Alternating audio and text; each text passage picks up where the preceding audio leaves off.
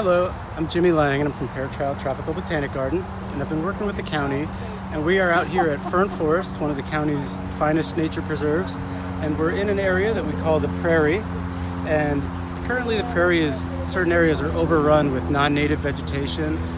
We've tried to reintroduce fire, we've used herbicide in the area, and it just hasn't been extremely successful. So we're looking to repopulate areas with native vegetation, in this case specifically grasses.